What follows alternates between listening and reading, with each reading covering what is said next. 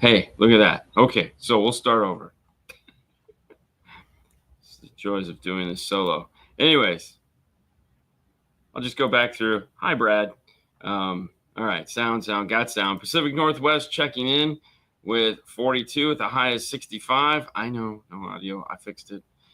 Central Florida is humidity still tolerable. It is. Good morning. I know. Forgot to hit the button. It happens. It happens. Scroll down here. Good morning. Hi. Hi. There we are. I know. It happens. It happens. Why so loud? Shouldn't be so loud. Yeah, I know.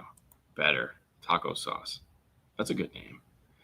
Anyways, as I said, we have a bunch of news today. We have some new product news. We have some just general news. Hopefully it'll work. Let's get back to that page. One of the big stories that were in the news this week is I'm pretty excited about because it's a great talking point. But before we get to any of that, of course, we steal the news from our good friends at CE Outlook. So we put links in the description. And of course, if you'd like to know more, or do you like to get a heads up, or if you like to know what we're talking about, you just can't wait till Friday and you want to follow along throughout the week, you can subscribe to CE Outlook or just go over there periodically and check and see what's going on. These are not all the stories that they have. These are just the stories I thought were okay. And I missed, hold on. The mouse, oh my gosh. The mouse is doing stupid stuff this morning.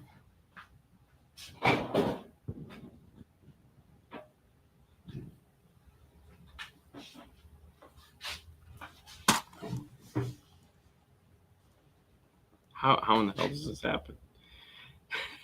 The mouse has jumped from this to my laptop. There we go. Okay. It's always technical difficulties, but hey, it's how you handle it, right? Anyways, Fernando's out today. Sebastian, his son, is getting dental work done, and it's going to be a long day for them. So he had to take the day off because apparently his son doesn't know how to brush his teeth. I don't know. Don't want to call him out on it, but I just did. So it happens. What's up? How's it going? Sure it's not money? Dude, listen, this week has been a bag of Mondays, so I don't expect anything to go correctly on this news show. Low mouse batteries can create chaos. No, it's just jumped to, yeah, I know. This stuff makes no sense. It's because the Wi-Fi is on or the Bluetooth is on, and so it's doing dumb stuff. But it happens. It happens. Hey, Houston, 67 and cloudy. Anyways, we have a bunch of news for you. Let me turn this off, and we will hopefully try to pull some of this up and see what we can see. First story is a big one. Harman's purchase of B&W and Impact's car as well as home audio. So they didn't just purchase B&W; they purchased the buying group that owns B&Ws, which is Bauer and Wilkins. It's also Denon. It's a ton of audio brands. Pretty much all the ones that you know and love. Marantz. What was the other one? Yeah, I don't remember. Anyways. This is one of those moves where I feel, this is our news, so we can pretty much say whatever we want. So recently, Bose bought Macintosh because Bose is kind of losing its fanfare in the automotive world. I don't know about home. I mean, I feel like at home, Bose is just Bose. I don't even know if people buy Bose. I feel like they're a headphone company at this point. You know, everybody wants quiet comfort headphones. For their superior noise cancellation, which in truth, Sony has the best noise cancellation. But that's a whole nother debate. But as far as automotive go, Bose is just barely clinging on in GM. And that's really about it. They've kind of faded away from everybody else. Everyone has moved to Harman. F-150s, you know, they kicked out Sony and brought in BO, Bang & Olufsen. They're, again, headphone company at this point. And we're kind of like, we need more brands, right? We need to expand this out. And so I feel I feel like, well, it's obvious that they bought these brands because, this is going to expand on the offerings. One day we might see a car that has a full Denon system in it. I don't know, like, if most people even remember that. Bose still has pro audio. And there again, Bose still makes home audio. But I mean, in generally looking at the consumer side of things, because like if you look at like pro audio, that's a very niche group. That's kind of like car audio in the grand sense of things. It's very nichey.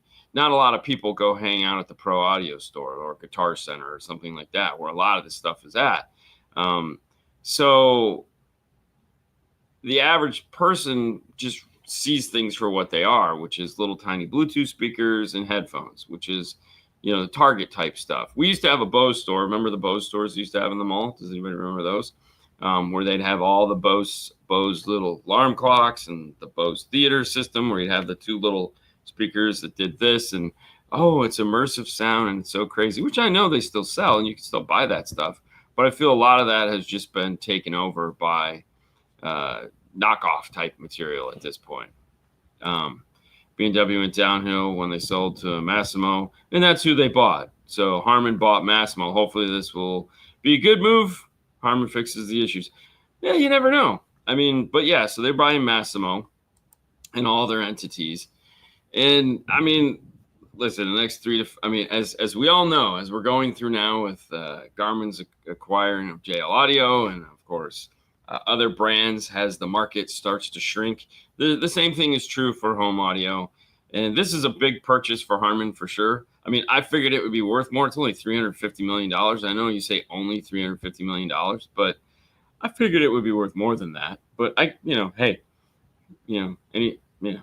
either way, I still find it humorous that somebody like Harman didn't buy somebody like JL Audio. They're again an audio brand, a car audio brand, we still, like we talked about this last night in the Hi-Fi Vegas show. We still have Rockford, had a Nissan. They had a Mitsubishi. Kicker, of course, is building the tailgate sound system for GM. But and we've had an Alpine system, like Chrysler uses Alpine. And Sony has been in the F-150. But like outside of that, like there's never been a Kenwood system. There's no JL Audio factory systems. These are all brand names that you would think car manufacturers or somebody like Harman would want to, get involved with, and they don't. And instead, they buy home audio brands and they force them into cars, which, as a car audio person, we know has never worked. Like, as far as aftermarket goes, Adcom tried to do it, Macintosh tried to do it. It doesn't work. Love B&W home speakers. Sad what happened to it. And there again, it's one of those things. Were sold for $1 billion a year ago. I know, and now it's only worth $350. Dang. Don't forget about Pioneer and the Science. Yeah, exactly. And that was actually the only one that didn't suck, because that Pioneer radio had an RC output, which is like unbelievable. Fender isn't car audio. Keep in mind, Fender is guitars. So how that one even happened, still, for Volkswagen, that one doesn't make sense at all. Because there again, Fender really, unless you're a musician, Fender really isn't a brand that you're spending a lot of time on. I mean, I know most people will be like, isn't it a guitar? And so I don't know what that would have to do with good sound in a vehicle. When Chrysler had the Beats by Dre system, that was kind of cool, because there again, the headphones were all the rage and everybody had to have them. So putting something like that into a car, which is why JBL does so well, is that people will buy JBL headphones and they'll be like, oh, my Toyota has a JBL system. What Toyota really needs to do is come out with, like, the Tacoma and the 4Runner are great for JBL, but then the higher end cars, the more expensive full-size vehicles, should get a better system, should get a better brand. Maybe they'll get a B&W or something like that, just to make it a little bit. THX was owned by George Lucas, and THX was a standards package. So that's kind of like high-res audio, and THX kind of ran the gamut, and it did its thing, and eventually it got gobbled up by somebody else and dissolved into whatever, But THX it's an interesting story how it was created. It has a lot to do with Star Wars and how it was portrayed through different theaters with their crappy audio, and that's what created THX. But like anything else, you build it to a point and then you sell it off to somebody else. But THX was a set of standards. Ford had THX because they're, again, just like now we have Atmos, which is the latest hotness, which is they're, again, a set of standards. And, Pioneer just came out with their in-car Atmos, and Focal has been playing, Focal Moscone Clayton have been playing with building cars, which we'll have a review of the latest version of that here in the next month or so. So yeah, I don't know. We'll have to wait and see. Hold on. My buddy has a Harman audio in his Kia, and the metal sounds brutal. It was impressive. There you go. I mean, Focal should collaborate on high-end car brands. I agree with that. You have to be a European. They are French, so they could probably do Chrysler, but Chrysler is so deep into Harman. I mean, Harman makes their body control modules at this point. Install aftermarket radio and Chrysler Pacifica. Good luck with that. I thought Macintosh for Grand Engineer was a step in the right direction, but it's just a rebadged Alpine. And there again, Alpine, so keep in mind, Alpine has been doing this for a very long time, designing factory systems. They're a client for hire, right? So Macintosh goes to them. And to say it's a rebrand Alpine, I know we say that all the time, but it's just Alpine is the, Macintosh was the client. This happens a lot of times with speaker manufacturers, amplifier manufacturers. To say something isn't really what it is. It's just like everybody needs a manufacturer. It's, I think, on the forefront of the talking heads right now is that finding manufacturers to build your stuff. Like right now, the big move, obviously with tariffs and whatnot, is to find somebody to build your stuff here in the U.S. And it's like these places don't exist, but we're still going to try. Because it doesn't make sense. Like Macintosh doesn't know anything about car audio, and they get tapped on the shoulder to make a car audio system for the Grand Wagoneer. And it's like, how are we going to do that? Well, they're going to hire somebody that knows how to do it. Okay.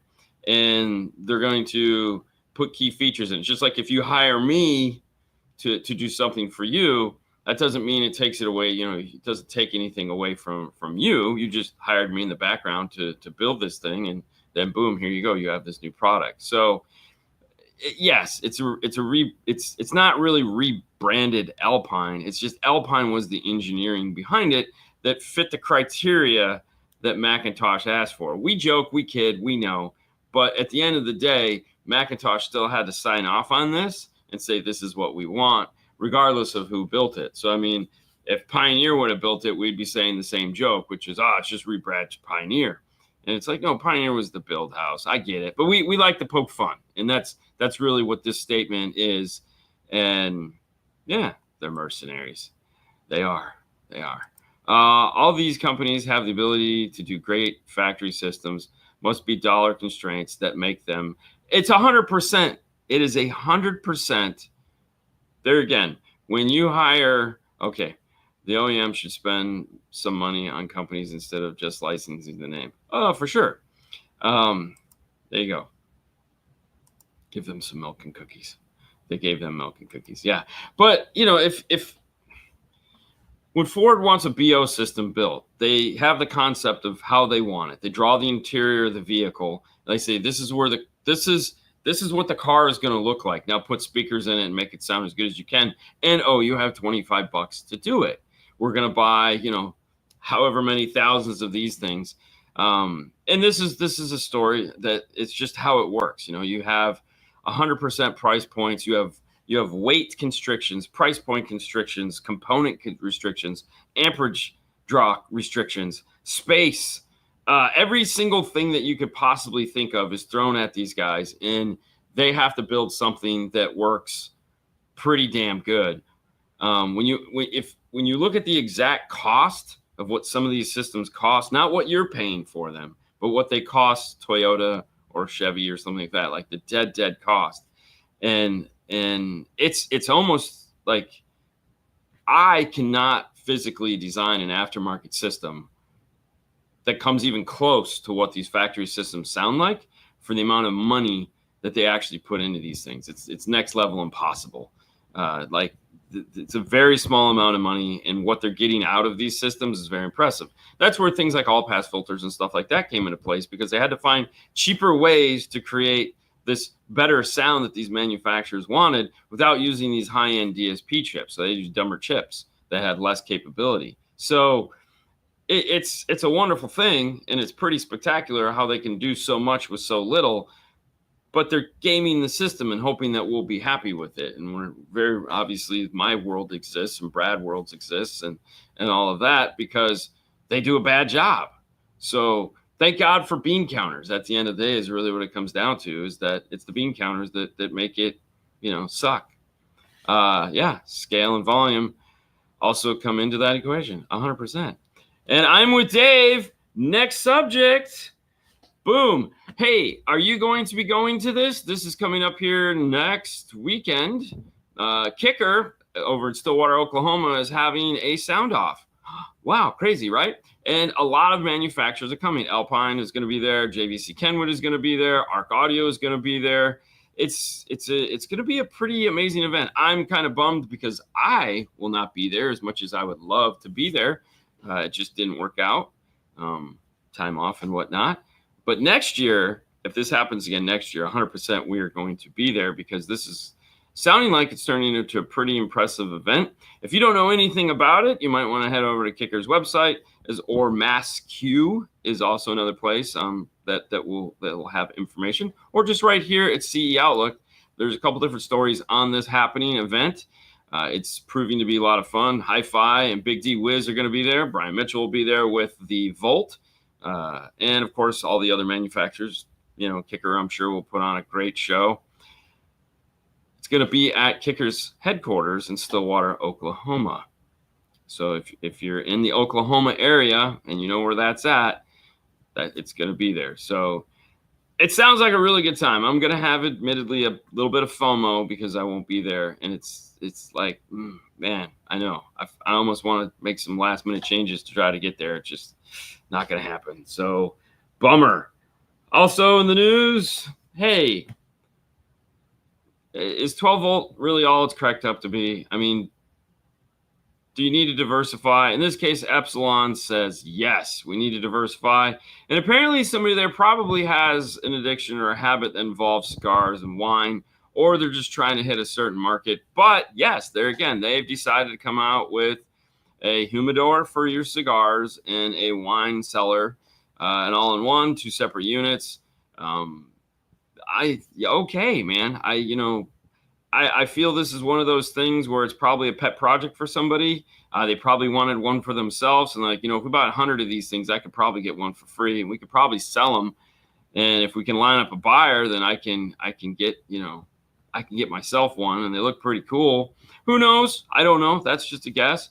But Epsilon is diversifying into these things, which there again, I don't see the link back to car audio, but hey, I guess, everybody needs to find something they can shine at. This is the first time a manufacturer has branched off into another category. And as it turns out, that category is way better than the one they were in. And eventually that company just sells off their pieces to somebody else, and because this is the way they want to go.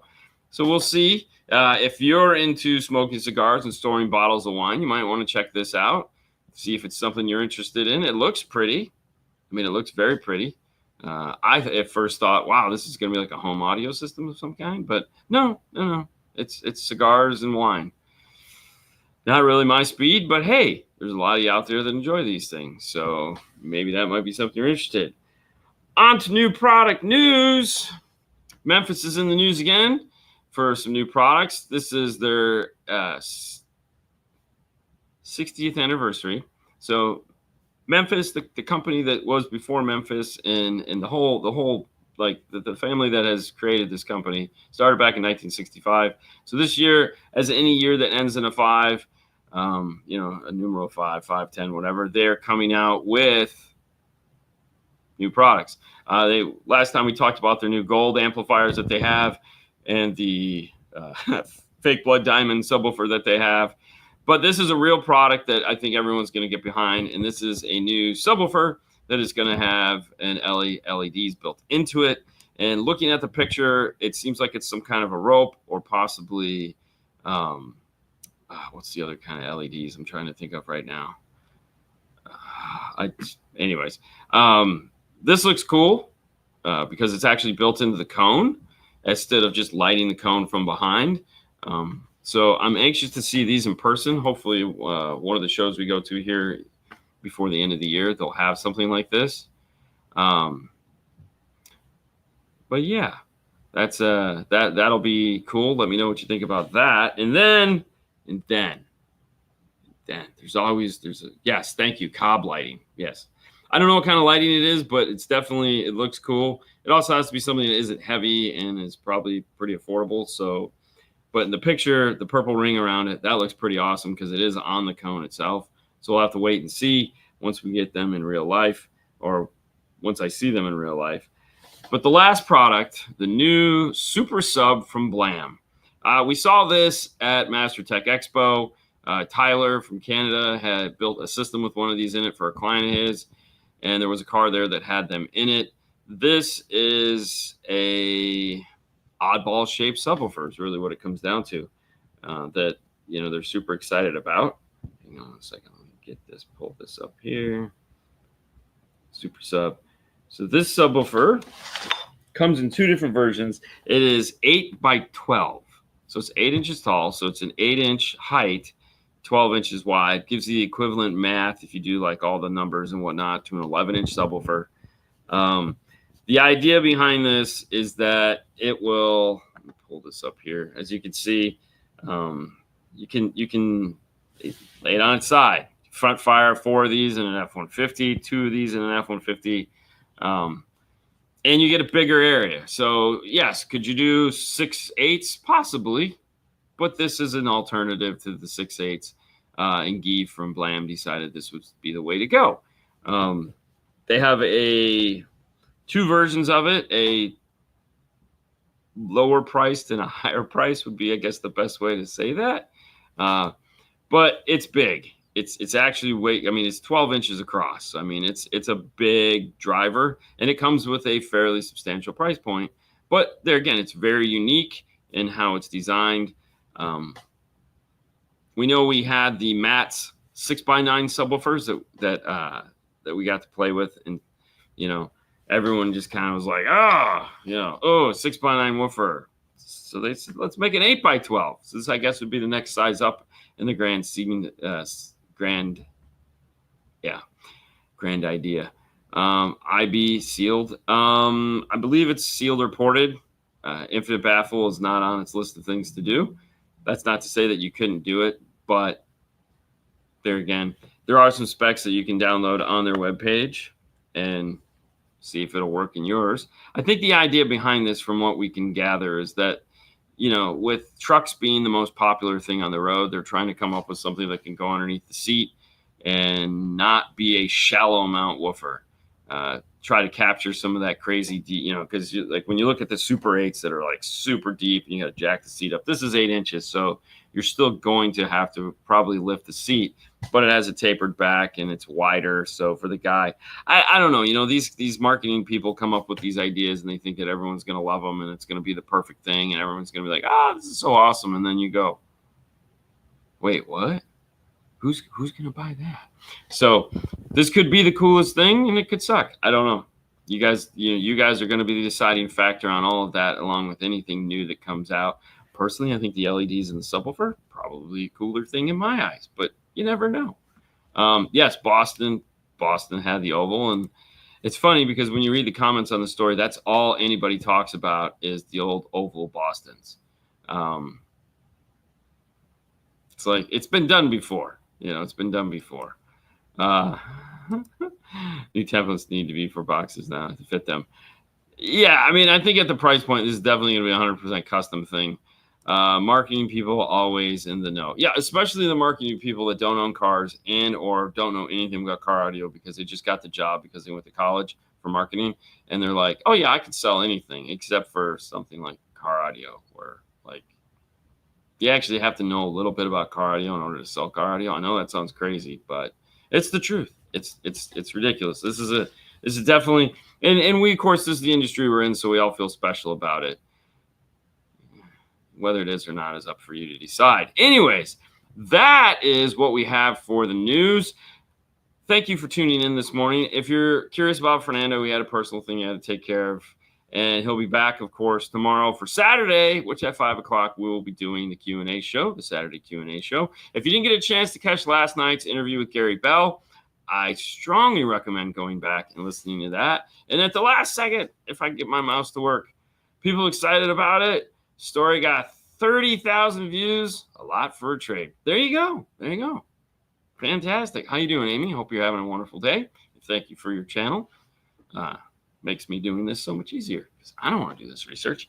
Anyways, Saturday, 5 o'clock, we'll be answering all your car audio questions as usual. And then, like I said, go back and check out Gary's interview last night. It was fantastic. He's a great guy. It was the first time having him on the show. We talk a lot about his role in the company, which I feel is very important because, a lot of people get nervous about these buyouts, and Stinger bought Audio Control a while back, and knowing that it's just his baby, he gets to have fun with it. He has he has some saying, he has a lot of saying what's going to be happening, and gets to make cool products for us. So definitely go back and check that out if you haven't. And that's it. So with that being said, you guys have a fantastic Friday. Hopefully your day is great, and we'll see you guys tomorrow. Bye.